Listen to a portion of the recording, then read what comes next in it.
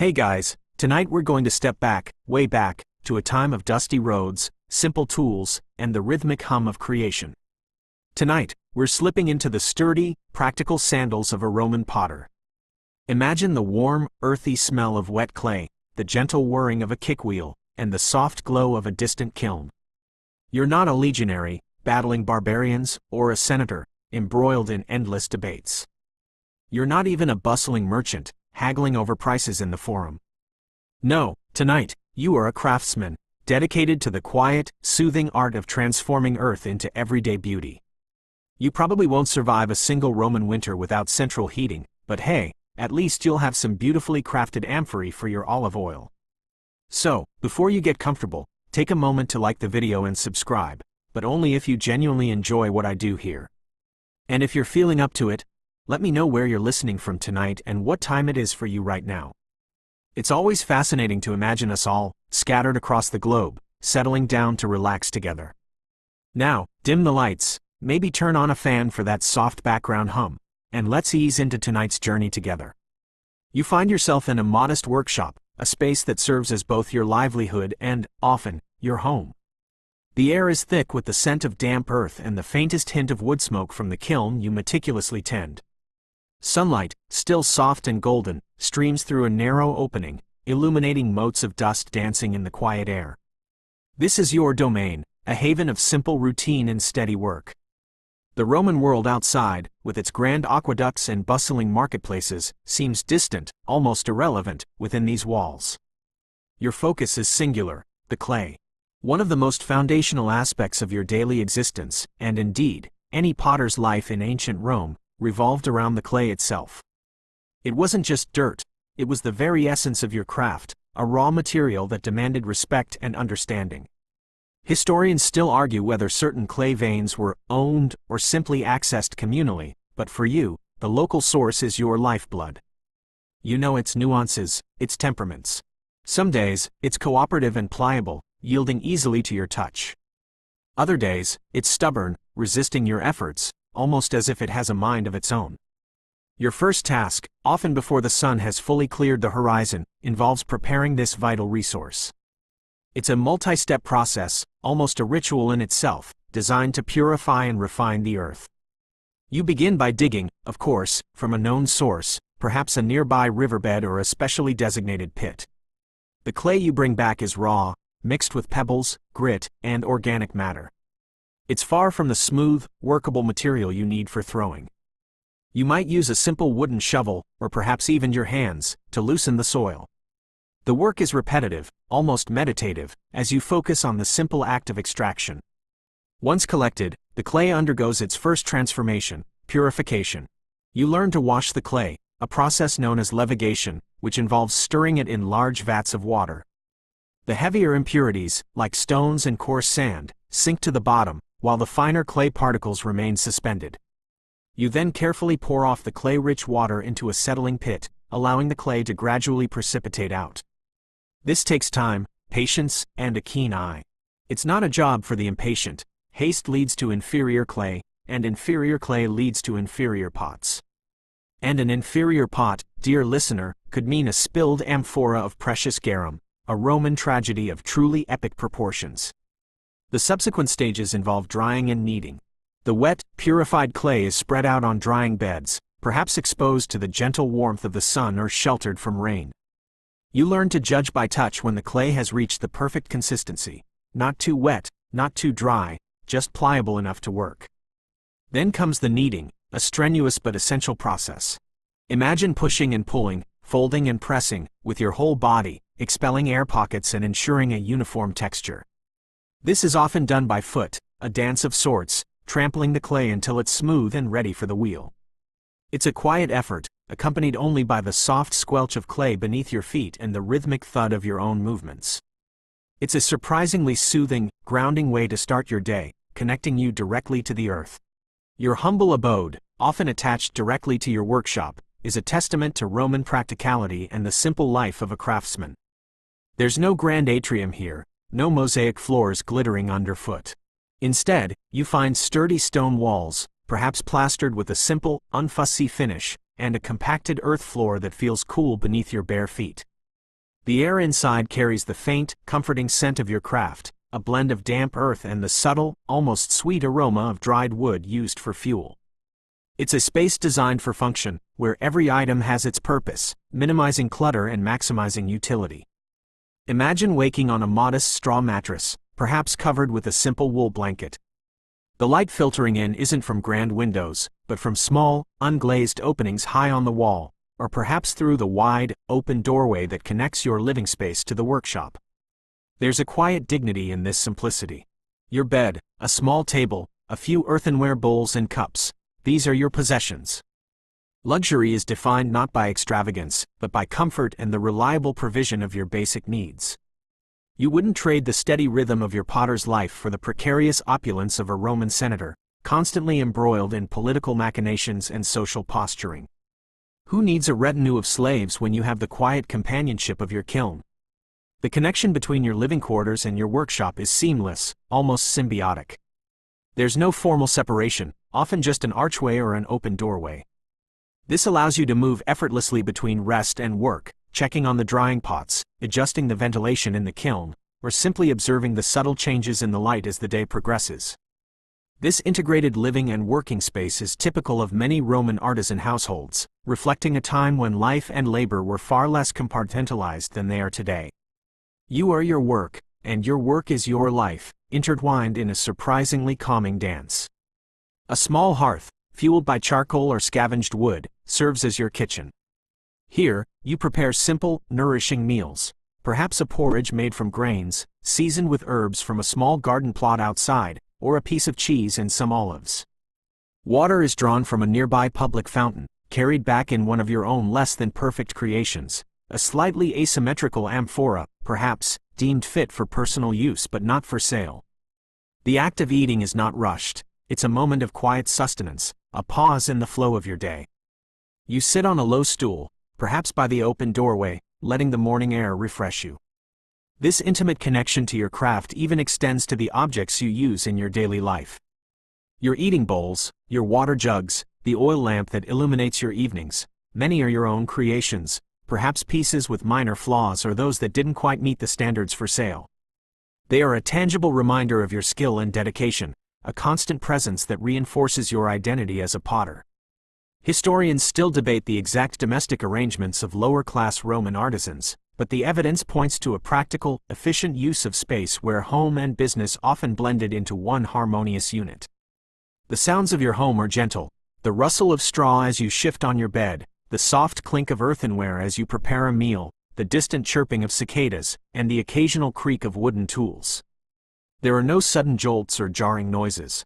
Even the crackling fire in the hearth is a soothing presence, its warmth a welcome comfort on cooler mornings. This consistent, low-level sensory input contributes to the overall tranquility of your existence. You live in tune with the natural rhythms of the day and the quiet demands of your craft. In the evening, as the light fades, the small oil lamp, probably one you crafted yourself, casts flickering shadows on the walls. The familiar shapes of your unfinished pots, neatly stacked and waiting, become indistinct forms in the dim light. The day's labors are done, but the gentle presence of your work lingers. It's a reminder of continuity, of the satisfaction derived from creating something useful and enduring. You might spend a few quiet moments contemplating the day's progress, feeling the smooth, dried surfaces of your creations, or simply resting your weary hands. This connection to your materials, to the earth itself, grounds you in a way that few modern professions can replicate. It's a simple, honest life, lived close to the source of creation. The first blush of dawn, still cool and crisp, finds you already stirring. Your morning rituals are simple, unhurried. You rise from your modest sleeping mat, stretch the stiffness from your limbs, and perhaps splash cool water from a terracotta jug onto your face. There's no rush, no pressing appointments, only the gentle, inherent rhythm of the day's work awaiting you. The sounds are subtle, the distant crow of a rooster, the soft rustle of leaves outside, perhaps the occasional creak of your simple wooden stool as you sit for a moment. This quiet beginning sets the tone for a day spent in focused, deliberate creation. A key part of your early morning routine, even before you think about shaping anything, is the meticulous preparation of the clay. We talked about the initial purification and leviation, but now comes the final, crucial step, wedging. Think of it as the potter's equivalent of kneading bread dough, but with a different aim. You take a substantial lump of prepared clay, perhaps 10 or 15 pounds, and begin to work it on a sturdy wooden table or a specially designated patch of floor. The goal is twofold: to remove any remaining air bubbles that could cause your pots to explode in the kiln, a truly heartbreaking and noisy disaster, and to achieve a uniform, consistent texture. You use a technique that's almost like a slow-motion dance, pushing and folding the clay over itself, spiraling it inwards, then pressing down with the heel of your hand. It's a full-body exercise, engaging your core, your arms, and your shoulders. The clay resists at first, dense and cool, but as you work it, it slowly warms under your hands, becoming more pliable, more yielding. The rhythmic thump squish becomes a meditative sound, a backdrop to your thoughts. You might even find yourself lost in the motion, your mind clearing as your muscles engage in this repetitive, essential task. Historians still debate the specific variations of wedging techniques across different Roman workshops, but the core principle of de-airing and homogenizing the clay remains universal. You learn to feel the clay, to understand its readiness through touch alone. There's a particular resilience, a certain elasticity, that tells you it's perfectly prepared. Too soft, and it will collapse on the wheel. Too stiff, and it will fight you every step of the way. It's a skill honed over years, passed down from your elders, or perhaps discovered through countless trials and errors. And let me tell you, if you thought making sourdough was an art, try getting a perfectly uniform lump of clay without any hidden air pockets.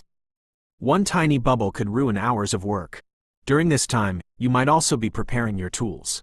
These are simple but essential: a wooden rib for shaping, a wire or string for cutting the pot from the wheel, sponges made from natural materials, and various small wooden or bone tools for detailing.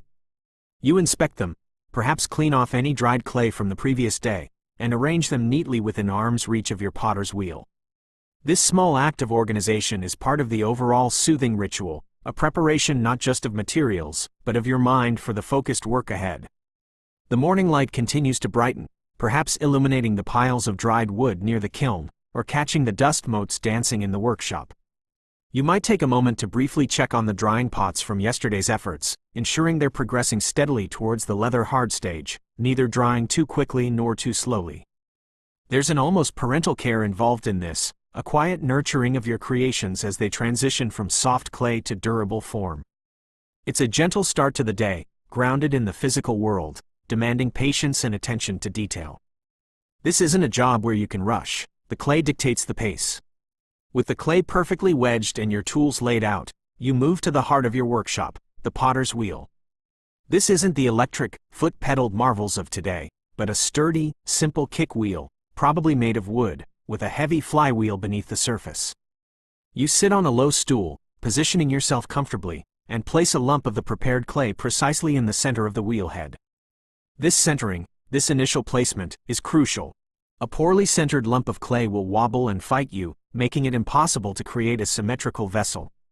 You begin to kick the flywheel with your foot, slowly at first, then building a steady, hypnotic rhythm. The wheel head begins to spin, faster and faster, until the clay blurs into a soft, earthy cone. This is where the magic, and the quiet concentration, truly begins. Your hands, moistened with water from a small basin nearby, gently cup the spinning clay. You lean into it, applying steady, even pressure. It's a delicate dance of force and tenderness. You push down, feeling the clay resist, then yield, as it begins to center itself under your firm but sensitive touch. The sensation is profoundly grounding. The cool, wet clay spins against your palms, a soft, almost slurry sound accompanying the whir of the wheel. You're not thinking about the price of grain in the forum, or the latest gladiatorial games. Your entire world shrinks to this spinning lump of earth and the precise movements of your hands. You breathe deeply, instinctively matching your breath to the rhythm of the wheel.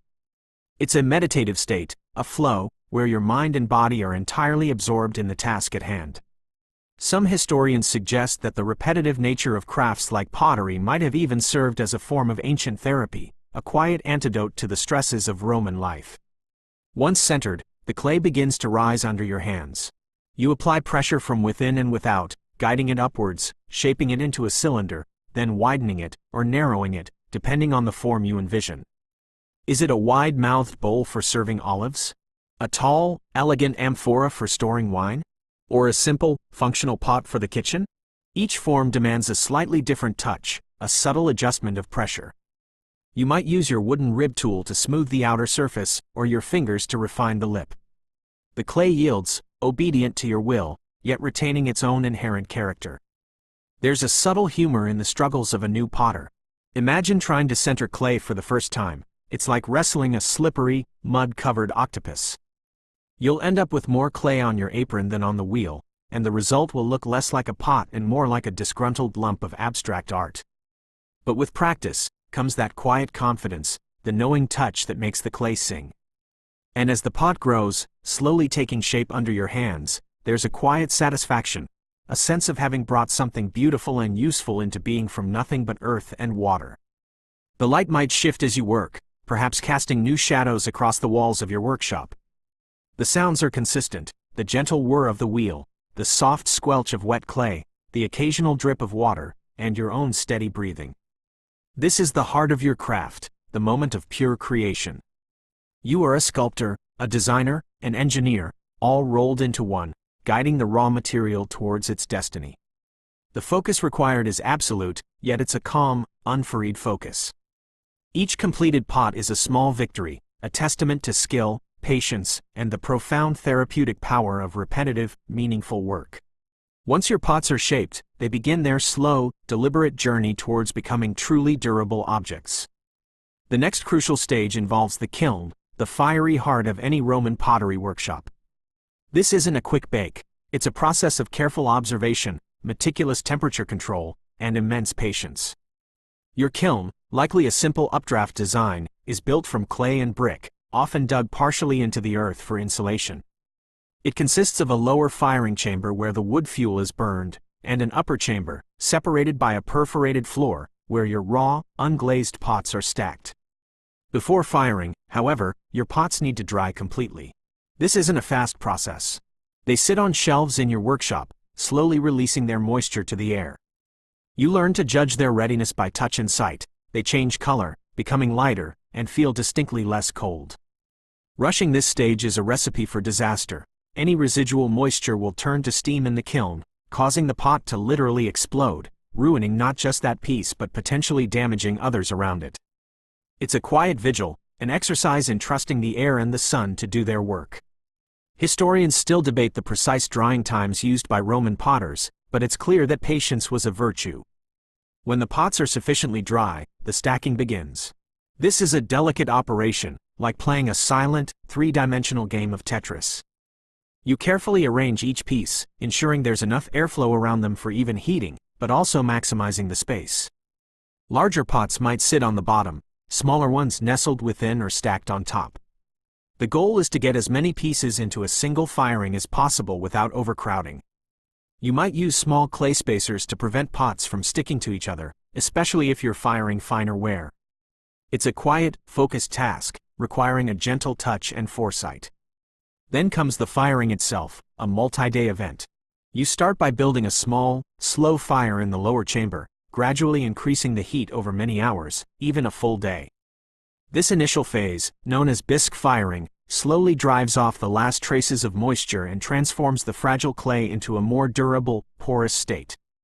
You don't blast it with heat, you coax it, nurturing the flames like a diligent parent. You observe the color of the flames, the smoke, and the faint shimmers of heat rising from the kiln. There's a subtle humor in how much of Roman technology, despite its grandeur, relied on such basic, intuitive monitoring. No thermometers here, just experience and a keen eye. As the temperature rises, the kiln begins to glow. First a dull red, then a cherry red, eventually reaching a bright orange or even yellow-white heat. This is where the clay undergoes its vitrification, transforming into ceramic. You feed the fire steadily, often through the night, taking short breaks to rest and returning to add more wood. The steady crackle and roar of the flames become a lullaby, a constant presence in your awareness. You might feel the radiant heat even from a distance, a silent testament to the immense temperatures contained within. Maintaining the correct temperature range for extended periods is an art form. Too hot, and pots can warp or even melt. Too cool, and they remain brittle. You've learned to gauge the temperature by observing the glow, by the way the wood burns, and even by the sound the kiln makes. It's a deep, rumbling hum when it's just right. The quiet devotion to this process means your days, and often nights, during a firing are dominated by the kiln's demands, a slow, mesmerizing dance with fire and earth.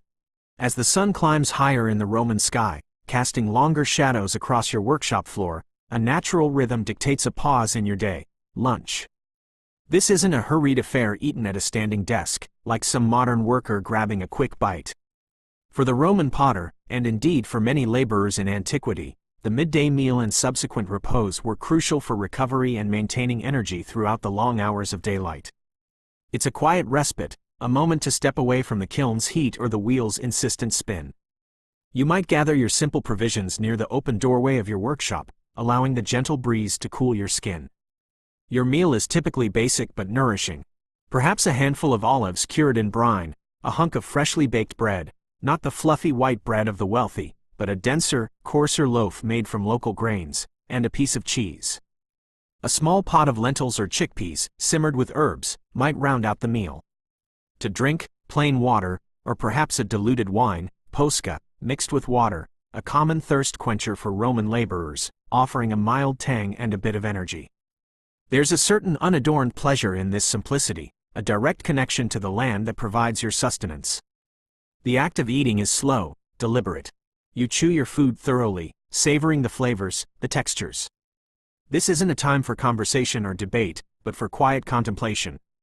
You might watch the swallows darting in and out of the eaves, or observe the clouds drifting lazily across the sky.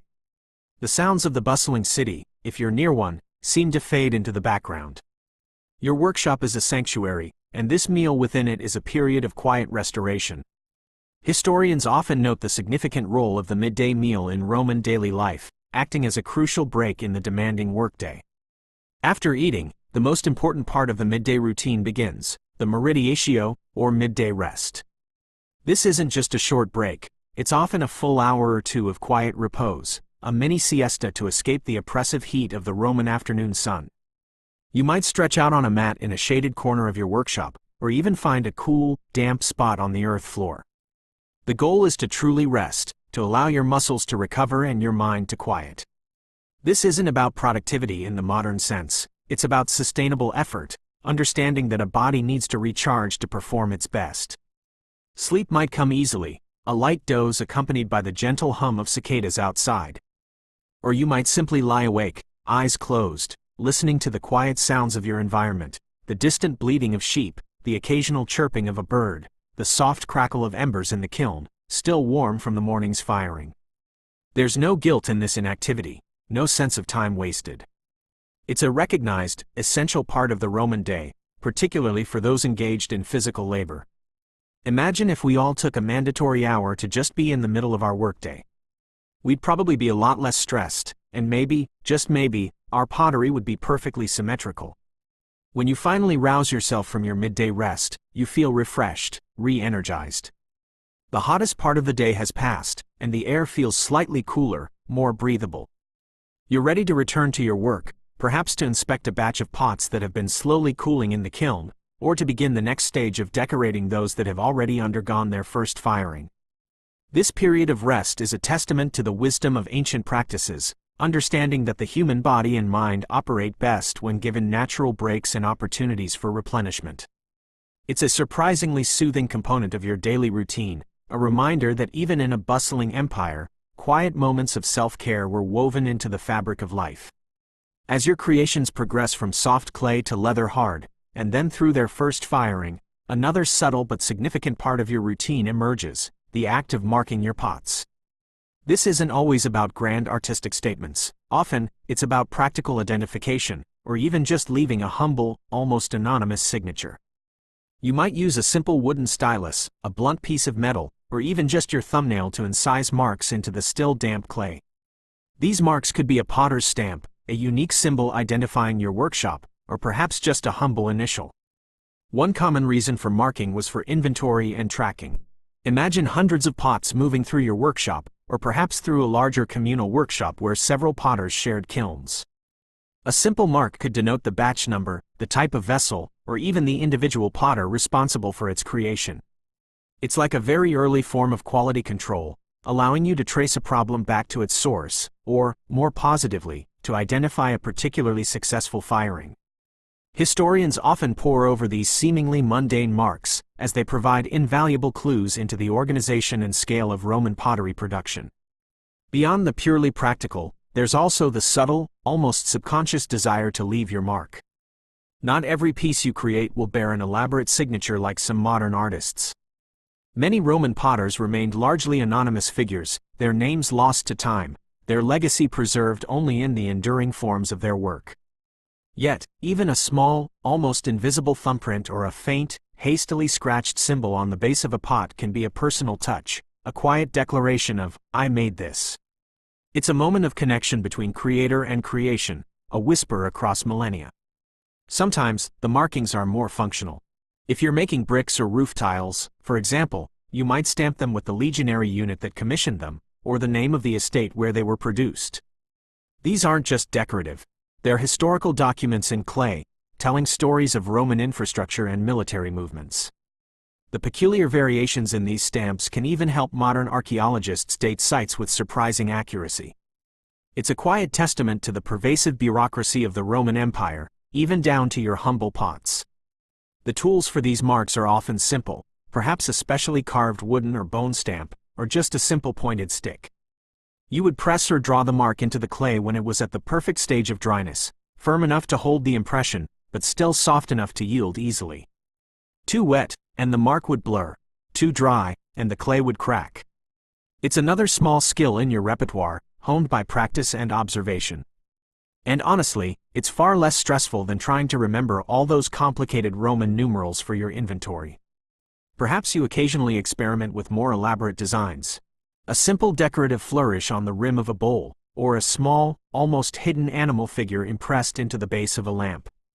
These are not for mass production, but for your own satisfaction, or perhaps for a special commission.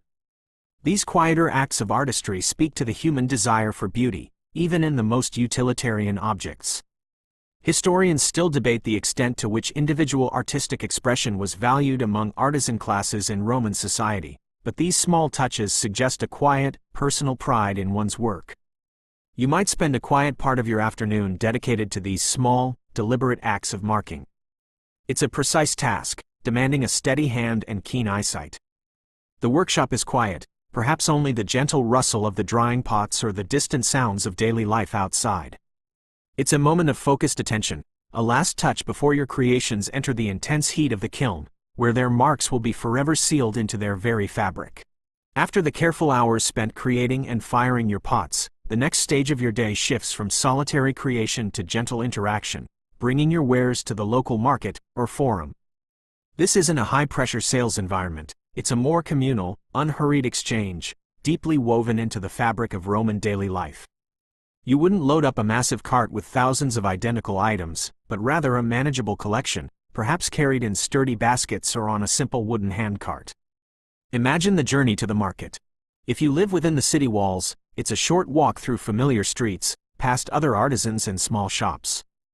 If you're outside the city, perhaps a slightly longer trek down a dusty road, accompanied by the gentle clinking of pots. The morning air is still relatively cool, and the sounds of the burgeoning city are a low hum, distant chatter, the braying of a donkey, the occasional call of a street vendor. You move with a quiet confidence, the weight of your wares a familiar burden, a tangible representation of your diligent labor. Upon arrival, you find your usual spot in the bustling but not chaotic marketplace. There are other vendors, of course, farmers with their fresh produce, weavers with their textiles, blacksmiths with their tools. The air is filled with a medley of scents, freshly baked bread, pungent spices, the earthy aroma of vegetables. You neatly arrange your pots, displaying them on a simple mat or a low wooden stand. Your best pieces are given pride of place, perhaps a beautifully proportioned amphora or a set of finely crafted drinking cups. The interactions with your customers are generally straightforward and unhurried. People don't browse endlessly like in a modern supermarket. They come with a specific need: a cooking pot for the hearth, a storage jar for olive oil, a small jug for water. You might explain the quality of your clay, or highlight the durability of your firing process. There's no aggressive sales pitch. The quality of your work speaks for itself. A common Roman phrase for buying and selling was emir and vendere, focusing simply on the exchange. Historians still debate the extent of price negotiation in Roman markets, but it was certainly less cutthroat than modern bazaars. You might exchange a few quiet words with your neighbors, other potters perhaps, or the vegetable seller next to you. It's a low-key social interaction, a sharing of news and observations.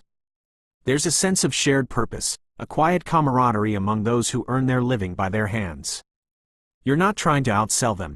You're simply participating in the essential daily exchange of goods and services that keeps the city functioning. It's a gentle hum of commerce, rather than a cacophony.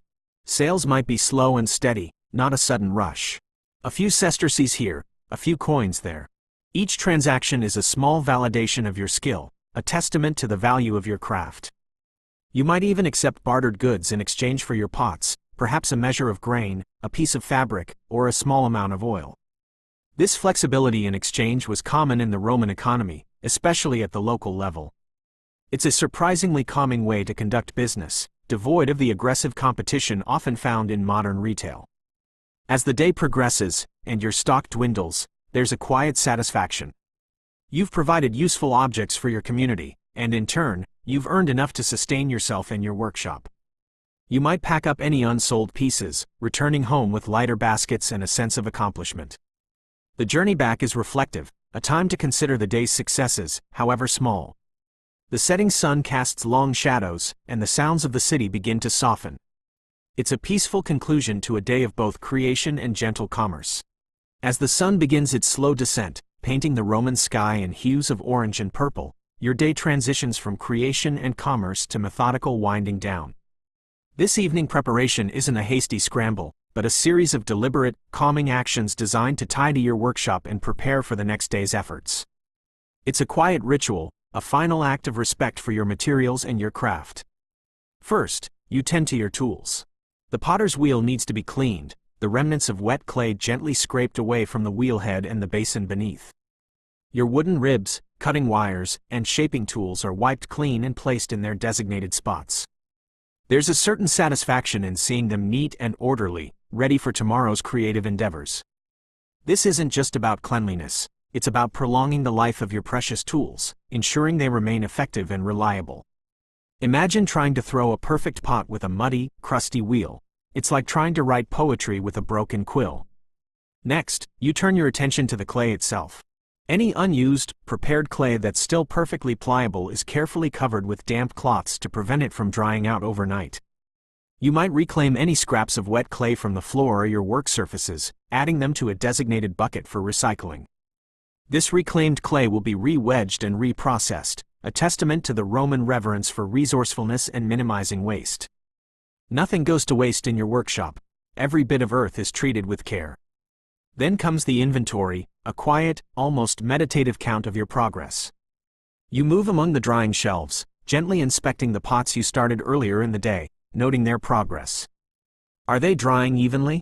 Are there any unexpected cracks appearing? You might carefully shift a few, ensuring optimal airflow. You count the pieces that are now leather hard, ready for trimming or the addition of handles. You note the pieces that have gone through their first firing, waiting for glazing or a second, hotter firing. This silent tally is a way of appreciating the tangible output of your labor, a simple measure of your day's success. The atmosphere in your workshop grows softer as the light fades. The sounds outside become more subdued, the distant chatter of neighbors preparing their own evening meals, the occasional bark of a dog, the gentle rustle of leaves in the evening breeze. You might light a small oil lamp, casting a warm, flickering glow across the familiar shapes of your unfinished work. The smell of damp earth and fired clay seems to deepen, becoming more pervasive and comforting. Historians often infer the sensory experience of Roman workshops from archaeological finds, and the consistent presence of these materials suggests a deeply ingrained olfactory memory for artisans. You might also take a moment to sweep the floor, clearing away any stray bits of clay or dust. This final act of tidying brings a sense of closure to the workday. It's a way of signaling to yourself that the productive hours are done, and it's time to shift your focus to rest and personal reflection. There's no pressure to work late into the night. The slow pace of your craft dictates a natural end to the day's physical demands. This deliberate winding down is more than just chores, it's a mental transition, a way of shedding the day's gentle responsibilities and preparing for the quietude of the evening. It allows your mind to relax, knowing that everything is in order for the morning. You're not leaving a chaotic mess. You're leaving a workshop primed for tomorrow's quiet creativity. While much of your day as a Roman potter is spent in quiet, focused labor, it doesn't mean your life is entirely solitary. There's a subtle, understated social rhythm that weaves through your existence, connecting you to your community and fellow artisans. This isn't the boisterous social scene of the Roman elite, but a calmer, more grounded form of interaction. Imagine the casual greetings exchanged with neighboring shopkeepers or fellow potters if your workshop is part of a larger artisan district. You might share tips on clay sources, discuss the quirks of a particular kiln, or simply offer a nod of recognition as you pass by. These are the quiet conversations, the shared glances of understanding between people who share a common trade. There's a certain respect that comes from knowing someone else understands the subtle frustrations of a cracked pot or the quiet triumph of a perfectly fired batch. Historians often infer these informal networks from the clustering of workshops in archaeological sites, suggesting a lively, if subdued, community of craftspeople. Your social life might also revolve around the public spaces where you draw water, or the communal ovens if you don't have your own. These are not just functional points, they are hubs for casual interaction. As you wait your turn, you might exchange a few words with a baker's apprentice or a woman collecting water for her household. These are fleeting but frequent connections, grounding you in the daily life of your neighborhood. There's a gentle humor in trying to explain the precise nuances of firing temperatures to someone who spends their day kneading dough. Their eyes might glaze over slightly, but the shared humanity is still there. Even the market, which we discussed earlier, serves a social function beyond just commerce. It's a place to see and be seen, to observe the flow of daily life, and to feel connected to the wider community. You might overhear snippets of news, local gossip, or discussions about upcoming festivals. You're a silent observer, absorbing the world around you, while still maintaining your focus on your wares. This indirect engagement is often just as significant as direct conversation, building a sense of belonging without demanding constant interaction. Perhaps once a week, or on special occasions, you might gather with a few other potters for a simple meal, sharing food and diluted wine. These gatherings wouldn't be lavish feasts, but humble affairs, where stories are exchanged and experiences shared. You might discuss new techniques you've heard about, or lament a particularly challenging batch of clay. These moments reinforce the bonds of your shared profession, offering a quiet sense of solidarity. It's a comfort to know that someone else understands why you might wake in the middle of the night, worried about a kiln cooling too quickly. Children, too, play a role in your social fabric. Your own children, if you have them, would likely be learning the trade from a young age, starting with simple tasks like sorting dried clay or carrying water. Their youthful energy and developing curiosity bring a different kind of quiet joy to the workshop. Even neighborhood children might peer in, fascinated by the spinning wheel, offering simple, innocent observations that break the solitude. These interactions, while not necessarily deep, add a gentle layer of human connection to your working life. Ultimately, the social life of a Roman potter is not one of grand parties or political intrigue. It's a tapestry woven from small, consistent interactions, shared experiences, and a deep, quiet appreciation for the rhythms of community life. It's about belonging without demanding constant attention, a soothing backdrop to your focused, creative existence. Even in the most disciplined of routines, life throws its gentle curveballs. For a Roman potter, this might manifest not as a dramatic crisis, but as an unexpected challenge in the workshop, like a hairline crack appearing during drying, or a piece warping slightly in the kiln. These aren't moments for despair, but for practical problem solving, a quiet test of your experience and resourcefulness. Imagine discovering a small crack developing on the rim of a beautifully thrown bowl as it dries. Your heart might sink just a fraction, but panic isn't an option. Instead, you calmly assess the damage. Is it shallow enough to repair? Or is it deep, signaling that the piece is destined for the reject pile? If it's repairable, you might gently moisten the area and try to coax the clay back together, perhaps using a thin slip of wet clay as a patch. It's a delicate operation, requiring a steady hand and immense patience, almost like performing miniature surgery on your creation. You might remember that perfectly symmetrical amphora from earlier sections. Now imagine a tiny blemish threatening its perfection. It's a minor tragedy, but one you're equipped to handle. Another common challenge might arise during the firing process. You've diligently fed the kiln for hours, maintaining the heat, only to pull out a batch of pots after cooling and find that some have warped. Perhaps a section of the kiln got hotter than another, or a pot was stacked imperfectly. This is a quiet disappointment, certainly, but also a learning opportunity. You examine the damaged pieces, trying to understand what went wrong. Was it the stacking, the fuel, the clay itself? Each mishap becomes a lesson, subtly refining your technique for the next firing. Historians still debate the percentage of wasters, spoiled pottery, in Roman kilns, but it's clear that imperfections were a normal part of the production process. Sometimes, a batch of clay itself might prove stubborn. Despite all your wedging and preparation, it might feel too short, or too sticky, or simply not as workable as usual. You can't simply abandon it. You might try re-wedging it with a bit more water, or adding a small amount of sand or grog, pre-fired, ground-up pottery, to alter its plasticity. These are small adjustments, based on your intuitive understanding of the material, a quiet negotiation with the earth itself. It's a bit like a baker dealing with temperamental dough. Sometimes it just needs a little extra love, or a different ingredient. Even the simplest tools can present challenges. A wooden rib might splinter, or your cutting wire might break. You don't have a modern hardware store down the street. Instead, you rely on your ingenuity. You might carve a new rib from a piece of scrap wood, or try to mend the wire with a sturdy knot. These moments, while momentarily frustrating, reinforce your self-reliance and connection to basic craftsmanship. There's a certain satisfaction in fixing something with your own hands, rather than simply replacing it. These minor setbacks are part of the potter's life, a gentle reminder that perfection is an ideal, and that the beauty often lies in the perfectly imperfect. There's no harsh self-reproach, no angry outbursts. Just a calm, measured response, and the quiet determination to learn from the experience and move forward. It's a very Roman approach, practical, resilient, and always focused on the task at hand. The workshop remains a place of quiet industry, even when small challenges arise. The art of pottery, like many crafts in Roman times, was often a multi-generational affair, with knowledge and skills passed down through families. This meant your workshop wasn't just a place of solitary labor, but often a quiet hub of learning, with younger hands observing, assisting, and slowly, gently, absorbing the rhythms of the trade.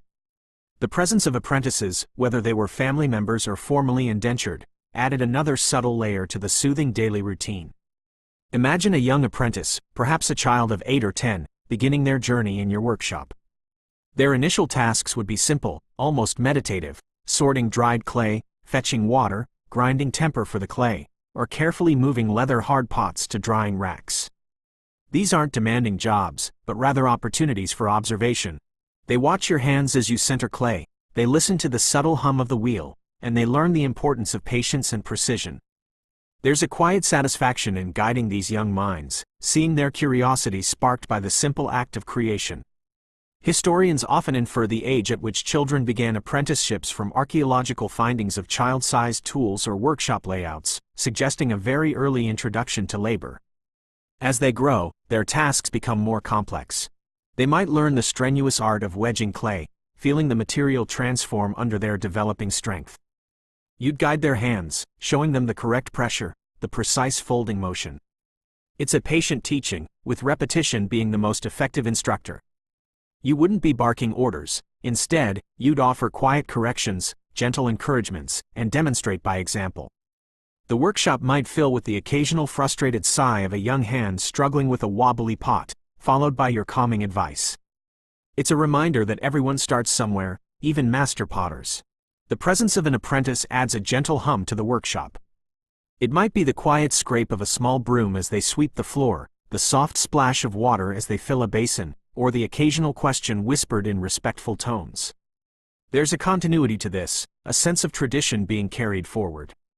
You are not just making pots, you are cultivating the next generation of artisans, ensuring the craft endures. And let's be honest, having an extra set of hands to haul water or carry dried wood to the kiln is surprisingly soothing on your own aging back. Family members, too, might contribute to the daily routine without formal apprenticeship. Perhaps an older parent might assist with preparing meals, or a spouse might help with organizing finished wares for market. This communal effort transforms the workshop into more than just a place of business. It becomes an extension of the family home, infused with the quiet energies of shared purpose and mutual support.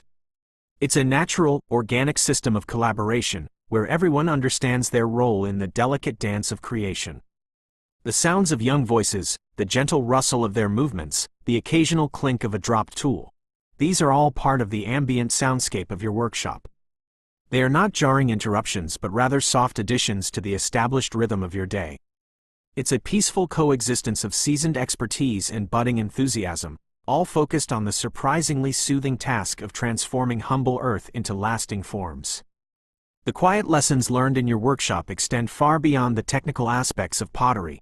They encompass patience, discipline, and the quiet satisfaction of a job well done. While much of your daily output as a Roman potter focuses on practical, utilitarian wares, amphorae for wine, bowls for food, tiles for roofs, your craft occasionally ventures into areas of quiet artistry. This could be the creation of oil lamps, small figurines, or perhaps even decorative architectural elements. These pieces, while still rooted in functionality, allow for a different kind of creative expression, adding a touch of subtle beauty to the mundane. Consider the humble oil lamp. Far more than just a source of light, a Roman lamp could be a miniature canvas for artistry. You might spend a quiet afternoon carefully pressing intricate designs into the lamp's disc before firing, a tiny dolphin, a mythological creature, a gladiator, or even a simple, abstract pattern. These details are often overlooked in the rush of modern life, but for a Roman, they were a familiar, intimate part of their daily environment. The act of shaping and decorating these lamps is a gentle, precise task, requiring nimble fingers and focused attention. Historians often categorize Roman lamps by their decorative motifs, providing fascinating insights into popular culture and mythology. Then there are the small, terracotta figurines. These might depict household gods, animals, or human figures, used for religious offerings, children's toys, or simple decorative items. Creating these requires a different skill set than throwing a pot on the wheel. You'd likely hand model them, or perhaps use molds to replicate popular designs. The process is slow, additive, building up the form piece by piece, then meticulously carving or incising details. It's a meditative act of miniature sculpture, transforming a lump of clay into a recognizable, often endearing, shape. The quiet concentration needed for such delicate work is surprisingly soothing. Even your more practical pots might occasionally receive a touch of decorative flair. A finely incised band of geometric patterns around the rim of a mixing bowl, or a subtle, impressed stamp on the handle of a jug. These aren't elaborate paintings. Roman potters often relied on the form itself, or simple surface treatments, for aesthetic appeal. Slip painting, where you apply a thin layer of liquid clay of a different color to create patterns, could also be used, adding subtle contrasts. Imagine tracing delicate lines on a pot, the slip flowing smoothly from your brush. It's a quiet, rhythmic dance of hand and clay. There's a subtle humor in finding tiny, almost invisible, flourishes on ancient pottery that clearly show a potter just having a bit of fun. This foray into artistic pieces offers a break from the repetitive demands of mass production. It allows you to explore the more expressive side of your craft, to create objects that are valued not just for their utility, but for their inherent beauty. The firing process for these delicate items might be even more nerve-wracking, as intricate details can easily crack or warp. But the satisfaction of pulling a perfectly formed and decorated lamp or figurine from the kiln is immense, a quiet triumph of skill and patience. You might dedicate specific days or even weeks to these more artistic endeavors, especially during periods when demand for common wares is lower, or the weather is less conducive to working with large quantities of clay outdoors. It's a different kind of focus, less about sheer volume and more about refinement and detail. The workshop feels a little quieter, perhaps, as you concentrate on the minute aspects of these unique creations.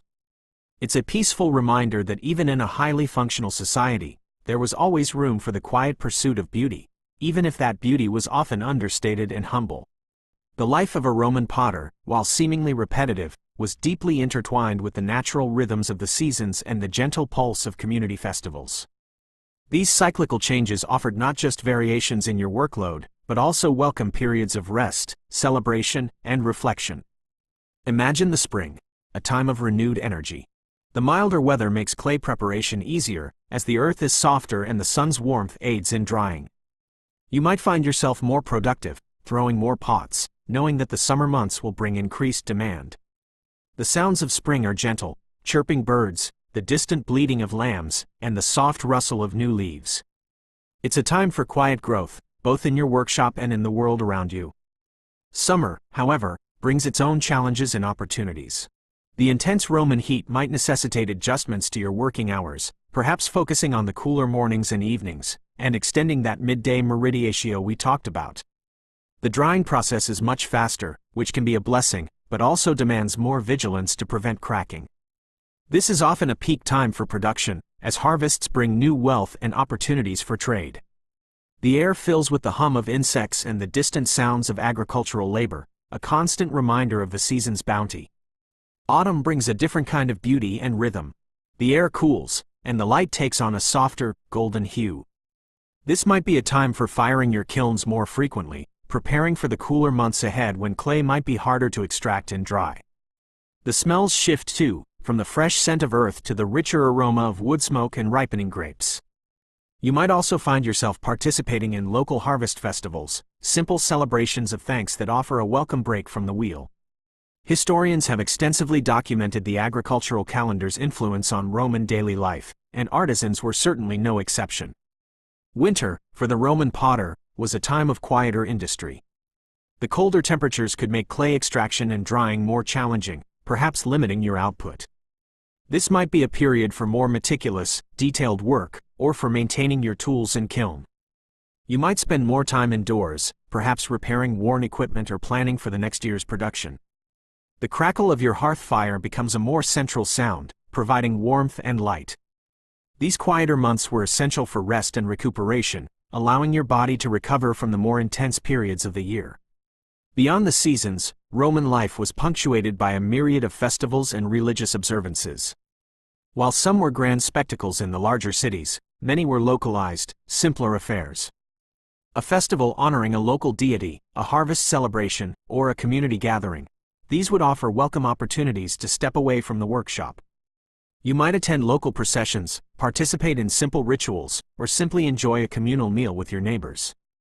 These breaks, while perhaps short, were vital for social cohesion and spiritual nourishment. There's a certain soothing aspect to knowing that periods of rest and celebration are naturally woven into the fabric of your year. It's not a grind, it's a living, breathing cycle. As our journey through the surprisingly soothing daily routines of a Roman potter draws to a close, it's worth taking a quiet moment to reflect on the enduring legacy of these anonymous, diligent hands.